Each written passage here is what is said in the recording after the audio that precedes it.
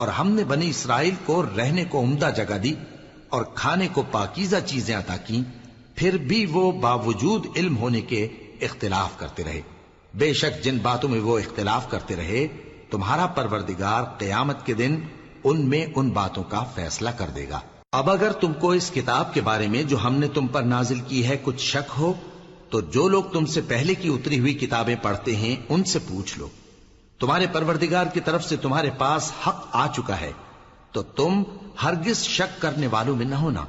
اور نہ ان لوگوں میں ہونا جو اللہ کی آیتوں کی تکذیب کرتے ہیں، نہیں تو نقصان اٹھاؤ گے۔ جن لوگوں کے بارے میں اللہ کا حکم عذاب قرار پا چکا ہے وہ ایمان نہیں لانے کے جب تک کہ عذاب علیم نہ دیکھ لیں، خواہ ان کے پاس ہر طرح کی نشانی آ جائے۔ سو کوئی بستی ایسی کیوں نہ ہوئی کہ ایمان لاتی تو اس کا ایمان اسے نفع دیتا۔ ہاں، یونس کی قوم کہ جب ایمان لائی تو ہم نے دنیا کی زندگی میں ان سے ذلت کا عذاب دور کر دیا اور ایک مدت تک فوائد دنیاوی سے ان کو بہرہ مند رکھا۔ اور اگر تمہارا پروردگار چاہتا تو جتنے لوگ زمین میں ہیں سب کے سب ایمان لے آتے، تو کیا تم لوگوں پر زبردستی کرنا چاہتے ہو کہ وہ مومن ہو جائیں؟ حالانکہ کسی شخص کو قدرت نہیں ہے کہ اللہ کے حکم کے بغیر ایمان لائے، اور جو لوگ بے عقل ہیں ان پر وہ کفر و ذلت کی نجاست ڈالتا ہے۔ ان کفار سے کہو کہ دیکھو تو آسمانوں اور زمین میں کیا کیا کچھ ہے،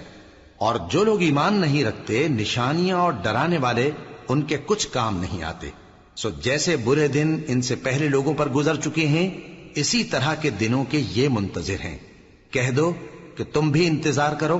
میں بھی تمہارے ساتھ انتظار کرتا ہوں۔ پھر ہم اپنے پیغمبروں کو اور مومنوں کو نجات دیتے رہے ہیں، اسی طرح ہمارا ذمہ ہے کہ مسلمانوں کو بھی نجات دیں۔ اے پیغمبر کہہ دو کہ لوگو اگر تم کو میرے دین میں کسی طرح کا شک ہو تو سن رکھو کہ جن لوگوں کی تم اللہ کے سوا عبادت کرتے ہو میں ان کی عبادت نہیں کرتا،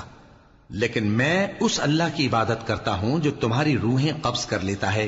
اور مجھ کو یہی حکم ہوا ہے کہ ایمان لانے والوں میں ہو جاؤں، اور یہ کہ اے نبی سب سے یکسو ہو کر دین اسلام کی پیروی کیے جاؤ اور مشرکوں میں ہرگز نہ ہونا، اور اللہ کو چھوڑ کر ایسی چیز کو نہ پکارنا جو نہ تمہارا کچھ بھلا کر سکے اور نہ کچھ بگاڑ سکے۔ اب اگر ایسا کرو گے تو ظالموں میں ہو جاؤ گے، اور اگر اللہ تم کو کوئی تکلیف پہنچائے تو اس کے سوا اس کا کوئی دور کرنے والا نہیں، اور اگر تم سے بھلائی کرنی چاہے تو اس کے فضل کو کوئی روکنے والا نہیں۔ وہ اپنے بندوں میں سے جسے چاہتا ہے فائدہ پہنچاتا ہے، اور وہ بخشنے والا ہے، مہربان ہے۔ کہہ دو کہ لوگوں تمہارے پروردگار کے ہاتھ سے تمہارے پاس حق آ چکا ہے، تو جو کوئی ہدایت حاصل کرتا ہے تو ہدایت سے اپنے ہی حق میں بھلائی کرتا ہے، اور جو گمراہی اختیار کرتا ہے تو گمراہی سے اپنا ہی نقصان کرتا ہے، اور میں تمہارا وکیل نہیں ہوں۔ اور اے پیغمبر تم کو جو حکم بھیجا جاتا ہے اس کی پیروی کیے جاؤ اور تکلیفوں پر صبر کرو یہاں تک کہ اللہ فیصلہ کر دے، اور وہ سب سے بہتر فیصلہ کرنے والا ہے۔